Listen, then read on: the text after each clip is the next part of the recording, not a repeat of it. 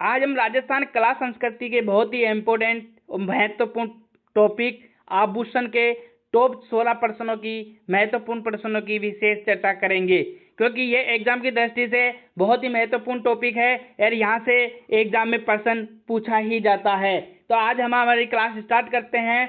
प्रश्न संख्या 1 है, कौन सा आभूषण गले में नहीं पहना जाता?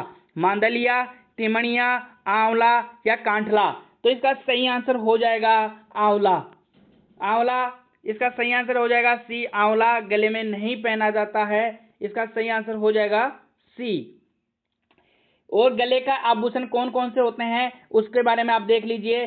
तुलसी, कंठहार, मटरमाला, हंसली, चंद्रहार, गलसरी या पचलेड़ी, ये सभी गले के आभूषण हैं। और इसमें हंसहार, हार, हमेर, मोहरन, ठुस या झालर, जंजीर, टेबलो, चिक, ये सब और गलपटिया, ये सब किसके गले के आभूषण हैं, ये आप जरूर याद रख लेना।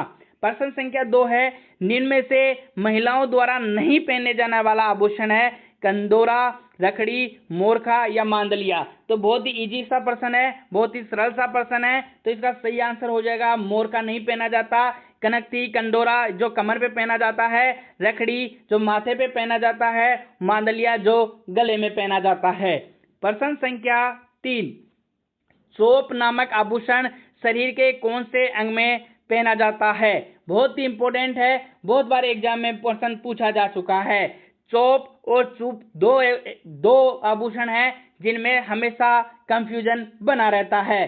चोप को आप याद करो कि चोप जो आभूषण है जो हमेशा चूप में नीचे मात्रा आती है, चोप में ऊपर मात्रा आती है, इसलिए हमेशा ऊपर रहेगा, इसलिए वो दांत में नहीं पहन के नाक में पहना जाता है। चूप होता है वह दांत में पहना जाता है, चोप आभूषण होता है और नाक में पहना जाता है। आप याद कर लेना। नाक के और भी आभूषण मैं आपको बता देता हूँ। नथ है, कांटा है, चोप है, लौंग है, चुन्नी है, बारी है, लटकन है, बेसरी है, ये सभी नाक के इंपॉर्टेंट आभूषण है।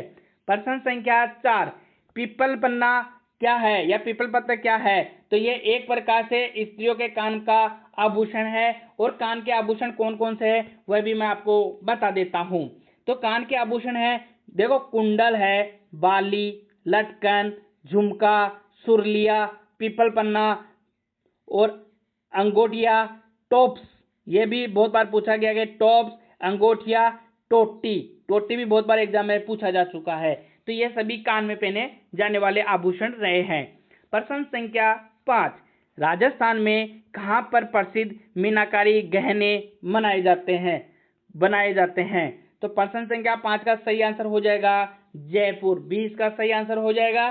सर्वप्रथम इस कला के शिल्पी लाहौर से राजा मानसिंह द्वारा जयपुर लाए गए थे, ये भी आप याद कर लेना। प्रश्न संख्या 6, चंपाकली शरीर के किस अंग पर पहने जाने वाला आभूषण है?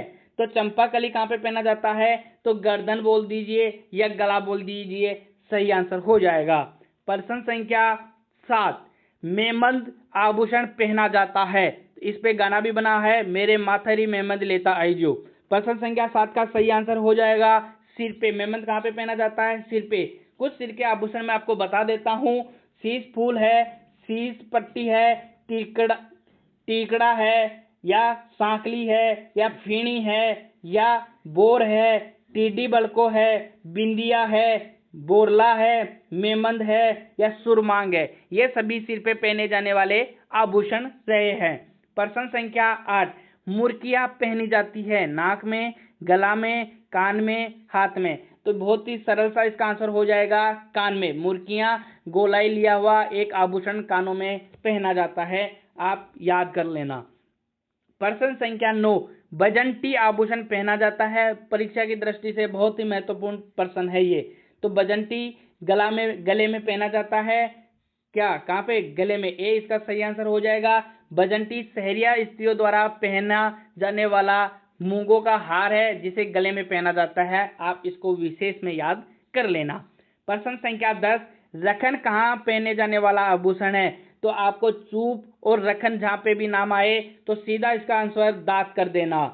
प्रश्न संख्या 11, देखो आ गया, चूप नामक आभूषण कहाँ पहना जाता है?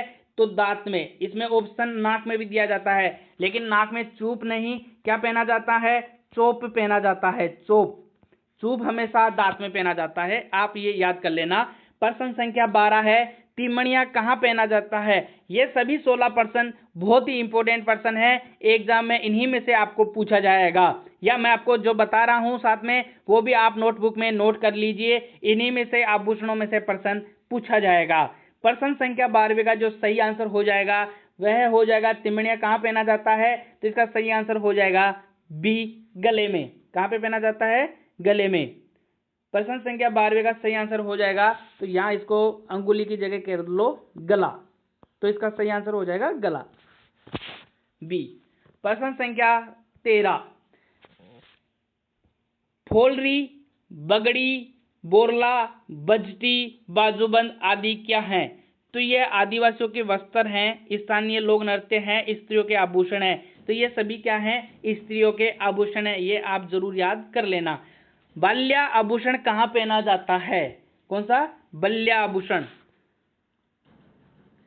बल्ल्या आभूषण,